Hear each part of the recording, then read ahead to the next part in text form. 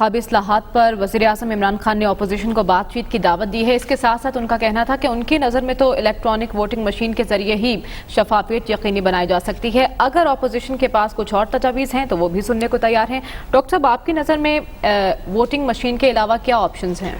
دیکھیے، یہ اچھی بات ہے کہ انہوں نے اپوزیشن کو براہ راست انوائٹ کیا ہے، لیکن ابھی تک ہمیں کوئی خاص جواب اپوزیشن کی طرف سے ملا نہیں ہے. ان کا متفقہ طور پر فیصلہ کرے گی. ہاں، وہ یہ طریقہ دیکھیں، یہ پالیٹکس میں ڈیلیئنگ ٹیکٹس ہوتے ہیں. جب آپ کوئی چیز نہ کرنا چاہیں اور اس میں پھر آپ انکار بھی نہیں کرنا چاہتے، کرنا بھی نہیں چاہتے، تو اس کا طریقہ ہوتا ہے کہ لمبے ٹریک پہ ڈال دو کہ ہم آپس میں ملیں گے اور فیصلہ کریں گے. وہ آپس میں پتہ نہیں کب ملاقات ہوگی، تو اس کا مطلب یہ ہے کہ فوری طور پہ کچھ نہیں ہوگا.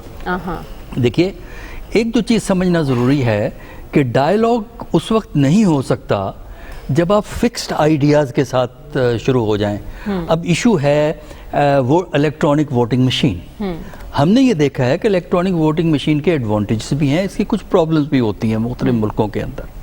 اگر آپ یہاں پاکستان میں الیکٹرانک مشین لانا چاہتے ہیں تو پہلے تو گورنمنٹ اور اپوزیشن میں گفتگو ہو.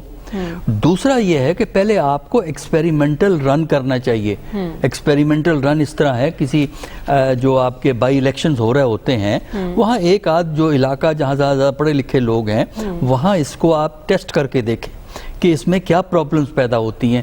کیونکہ کچھ تو ٹیکنیکل پرابلم ہوتی ہیں، کچھ پرابلم ہوتی ہیں اس علاقے کے لوگوں کے حوالے سے جن کو عادت نہیں ہوتی اس قسم کے ووٹنگ کے. مسلم لیگ نون کے رہنما نے کہا ہے کہ پاکستان کی اکثریت تو اے ٹی ایم یوز نہیں کر سکتی، تو ووٹنگ مشین دیکھیں، یہ بات چھوڑ دیں. یہی تو رونا، یہی تو میرا پوائنٹ ہے. یہ جو فکسڈ آئیڈیاز ہیں، کیونکہ حکومت نے ایک بات کہہ دی ہے، غلطی حکومت کی یہ تھی کہ انہوں نے اے ٹی ایم کو، نہ اے ٹی ایم کہہ رہا ہوں، الیکٹرانک ووٹنگ مشین کو سپورٹ کر دیا. تو لہٰذا چونکہ انہوں نے سپورٹ کیا، اپوزیشن کا کام ہے اس کو مخالفت کرنا.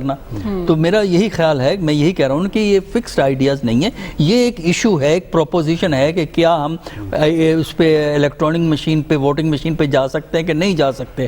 اس کو آپ ٹیکنیکل لوگ دیکھیں، پھر پولیٹیکل لوگ دیکھیں، اس کے بعد فیصلہ کریں. اسی طرح جو باقی معاملات ہیں ان کو آپ کس طرح ڈیل کرنا چاہتے ہیں، جس میں کچھ تو ٹیکنیکل ایشوز ہوتے ہیں، کچھ وہ ایشوز ہیں جن کا تعلق پولیٹیکل پارٹیز کے اپنے بیہیویئر سے ہے. میں نے کئی دفعہ اس میں کہا ہے کہ وہاں زیادہ جھگڑے جو یہ کارنر میٹنگز پہ ہوتے ہیں، پوسٹر لگانے پہ ہوتے ہیں، جلوس نکالنے پہ ہوتے ہیں.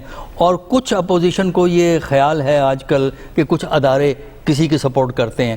باقی رہا ہمارے جو باتیں اب یہ پارٹیز کر رہی ہیں، انہوں نے بینیفٹ کیا ہوا ہے ماضی کے اندر. لہٰذا اگر آپ چاہتے ہیں کہ آپ کی حیثیت مضبوط ہو تو اس کا طریقہ یہ ہے کہ آپ آپس میں کنسنسس ڈیولپ کریں، گورنمنٹ اور اپوزیشن، اور اس کے بعد اگر وہ فیصلہ کر کے اس فیصلے کی رسپیکٹ کریں گے. یہ بھی بہت اہم ہے. فیصلے ہو جاتے ہیں. نے تو کہہ دیا اب بال اپوزیشن کے کورٹ میں، اپوزیشن نہ مانی تو پھر نہیں ہوں گے شفاف انتخابات. اسی طرح ہی چلتا رہے گا. دیکھیے، وہ چارٹر آف ڈیموکریسی سائن ہوا تھا کسی زمانے کے اندر، تاریخ کا ہمارے حصہ ہے. ابھی اس کی سیاہی خشک نہیں ہوئی تھی کہ پولیٹیکل پارٹیز نے اس کو وائلیٹ کرنا شروع کر دیا. پرابلم تو ان کی پولیٹیکل پارٹیز کی یہ ہے کہ نمبر ون، ان کا کنسنسس بڑی مشکل سے ہوتا ہے. کیونکہ اگر ایک پارٹی نے بات کہہ دی، دوسرے اگر کنسنسس ہو جائے تو ہمیں نہیں پتا کہ اس پہ عمل ہوگا کہ نہیں ہوگا. وجہ یہ ہے کہ وقتی مفادات جو ہیں وہ ڈومینیٹ کرتے ہیں ایک لانگ ٹرم پرسپیکٹو کے لیے. ہماری سیاسی جماعتوں کو، ہمارے سیاسی لیڈروں کو ایک لانگ ٹرم پرسپیکٹو سے چیزوں کو دیکھنا چاہیے کہ آج کی یہ بات نہیں ہے کہ 2023 کا الیکشن ہم نے جیتنا ہے یا ہارنا ہے. ہمیں دیکھنا یہ ہے کہ اس ملک میں جمہوریت کو مضبوط کرنے کے لیے انتخابات کو اٹونومس کس طرح کرنا ہے، انڈیپینڈنٹ کس طرح کرنا ہے. ہمیں سبق لینا چاہیے دوسرے ملکوں سے کہ آخر دوسرے ملکوں میں بھی اس قسم کے لوگ، ہماری طرح کے لوگ رہتے ہیں، وہ کس طرح انہوں نے الیکشن کو بہتر کیا ہے. اس سے سبق سیکھیں اور کچھ اپنے بیہیویئر کو امپروو کریں. تو میرا خیال یہ ہے کہ الیکشن کو بہتر کیا جا سکتا ہے. لیکن بنیادی نقطہ وہی ہے، ہیومن فائبر کا. اگر میں بدنیت ہوں تو سارے لا اور ریگولیشن سب کو میں آگے پیچھے کر دوں گا. لہٰذا انسانی جو ہے کوالٹی آف ہیومن فائبر جو ہے وہ ہے اصل مسئلہ. اور وہ ہماری لیڈرشپ کی ذمہ داری ہے کہ وہ اپنی ٹیم کو صحیح اصولوں پہ چلائیں, مل جل کے کام کریں اور ایک لمٹ میں رہ کے ایک دوسرے کی مخالفت کریں. یعنی بنیادی طور پر ذمہ داری سیاسی قیادت کی. خبر آپ کیا کہیں گے, وزیر اعظم کی اس باضابطہ دعوت کے بعد کوئی پیش رفت ہو سکی, کوئی کمیٹی بنی, اسپیکر نے کوئی کردار ادا بنائی کیا؟ تو ہے اسپیکر نے کمیٹی. جی, ایک تو چھوٹی سی وضاحت about the prime ministers participation and that briefing. Maryam, میں آپ کے ساتھ بھی تھوڑا عرصہ ہو گیا پروگرام کرتے, سلمان غنی صاحب کے ساتھ تو ماشاءاللہ میں اب 3 سال سے زیادہ کا عرصہ ہو گیا. زمینی حقائق یا جو سٹوری ہے نا وہ آن گراؤنڈ ہم سٹوری کرتے ہیں, اور سٹوری اگر کوئی غلط ثابت ہو تو بالکل ہم حاضر ہیں. پہلے پرائم منسٹر آفس کو یہ انفارم کیا گیا حزب اختلاف کی طرف سے کہ ہم نہیں چاہتے کہ آپ آئیں.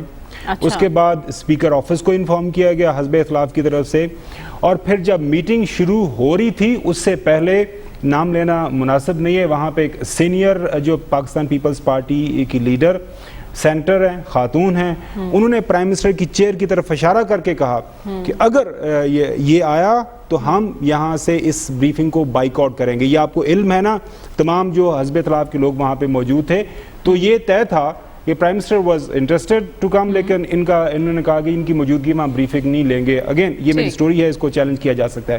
اب آ جاتے ہیں دوسری طرف جو انتخابی اصلاحات ہیں.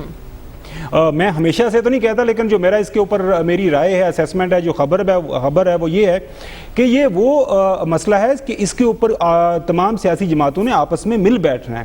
اس کی وجہ یہ ہے کہ انتخابی نتائج کے اوپر تمام اپوزیشن پارٹیز کو ماضی میں جو ریزرویشن رہی ہیں, پہلے پی ٹی آئی کو تھی, آج کل نون لیگ اور پیپلز پارٹی کو ہیں, لہٰذا وہ چاہیں گے کوئی نہ کوئی مسئلہ اس مسئلے کا حل نکلے.